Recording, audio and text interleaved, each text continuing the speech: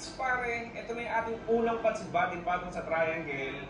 Ang tanong, paano kainin ito? Yes. Tuturuan kita ngayon, Pops, kung paano nga ba ito kainin. Okay. So, meron tayong sabaw pala dito. Oo, Ito timbatin, no? Libreng sabaw. Yan. So, kunin muna natin yung... Okay. Yung itlog, yung batil, oo. Okay. So, ngayon, lagay natin dito sa... Sabaw. Yan. Set aside muna natin yan, Pops. Tapos ngayon, gagawin natin, gawa tayo ng sausawan. So, finish ka rin ka naman. May kalamansi na to. Lagyan natin ng vinegar. Okay. Soy sauce. Okay. Yan. Chili oil. Yan ang perfect. Ako na maglalagay para Sige. sa'yo. Alright. Yun. Sa ating... Ayan. Yun. Sige.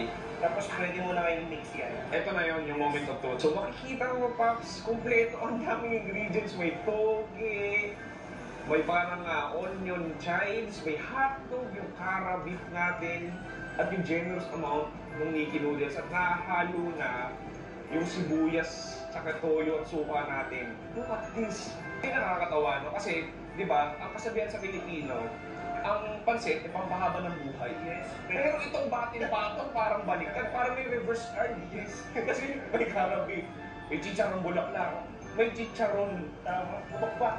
Meron pang kaldok ng karabi. Anyway, Max, excited na ako kumain ng unang kagat ng batil patong. Siguro, init.